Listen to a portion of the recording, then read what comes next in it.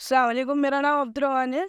फ़हद भाई, मेरा ये सवाल था कि ये जो जो हज नहीं करते ये ज़िंदगी में, तो उनको आखिरत में क्या होगा? मैंने सवाल किया, जो लोग हज नहीं करते तो उनका आखिरत में क्या होगा। पहली चीज़ तो याद रखिए, हज को जितना जल्दी हो सके, अगर अल्लाह ने आपको इस्तात और हालात दिए तो कर लेना चाहिए, जितने जल्दी हो सके। अब मैं बताता हूँ आपको, हज नहीं करने की जवानी में कई वजूहत में से एक वजह क्या है, हम बस इंडिया में खास तौर से कई वजह। एक वजह तो ये कि अभी गुनाह बहुत करना है तो अभी हज नहीं करना है, तो ये एक बड़ी वजह है। तो पूरी ज़िंदगी गुजार लेंगे, पूरे गुनाह कर लेंगे, फिर माफ़ी, तो ये भी एक बड़ी वजह है। और इन्हीं वजहों में एक और वजह है कि हज को तो मैं जा सकता हूँ, लेकिन पैसे सिर्फ अकेले की जाने की, और बीवी बोलती अकेले गए तो देखती मैं तुमको। अब आप सोचिए, हज उस पर फर्ज है जिसके पास हज को जाने का माल हो। तो शौहर के पास माल हो गया हज को जाने का, फॉर एग्जाम्पल हज को लग रहे समझो 100 रुपये, ठीक है, एग्जाम्पल के लिए बोल रहा हूँ, ठीक, 100 रुपये, और शौहर के पास 100 रुपये जमा हो गए हज, लेकिन वो बड़ा 200 नहीं है। बीवी बोलती तुम अकेले नहीं जाना, तो शौहर पर हज फर्ज है, वो गुनाहगार है, मालूम है आपको।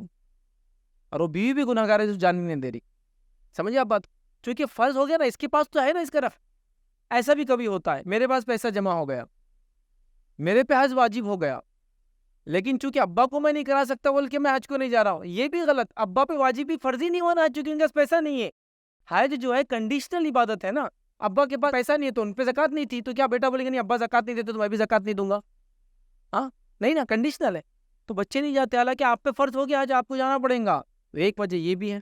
अब उम्र निकल जाती है हज के लिए, ठीक है, तो लिहाजा अगर कोई शख्स शरई उज़्र कुछ नहीं था, हज नहीं किया उसने, मतलब पैसा था, सब था और उसने हज नहीं किया, तो वो गुनाहगार होगा अल्लाह के सामने एक फरीजा छोड़ने में। कितना और क्या, वल्लाह वालम, उसकी सजा क्या होगी, वल्लाह वालम, लेकिन गुनाहगार होगा, याद रखिए, ठीक है।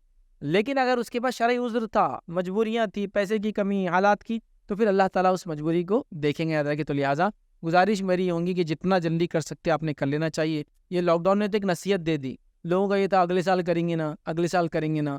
पैसा था, हालात थे, सब कुछ था।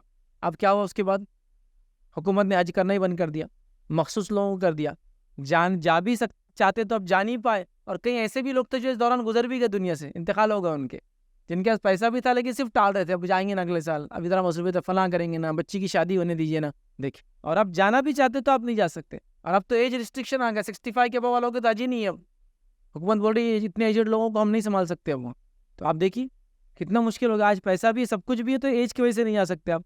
तो जितने जल्दी हो सकता है, अल्लाह आपको इस्तात दे तो कर लेना चाहिए।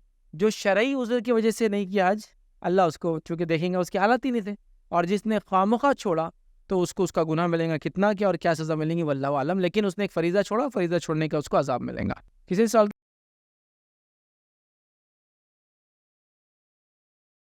अस्सलाम वालेकुम। आप भी हमारे इस काम में ताउन करें अपनी ज़कात और सदक़ात के ज़रिए। डोनेशन डिटेल्स के लिए डोनेट अस पर क्लिक करें। अगर आपको हमारे वीडियोज़ पसंद आए हैं तो इसे शेयर करें और सबके हकदार बनें। रोज़ाना हमारे वीडियोज़ को पाने के लिए हमारे यूट्यूब चैनल को सब्सक्राइब करें और बेल आइकन दबाएं। हमसे दीगर सोशल मीडिया पर जुड़ने के लिए वीडियो में दिए गए आईडी को सर्च करें। जज़ाकल्लाह।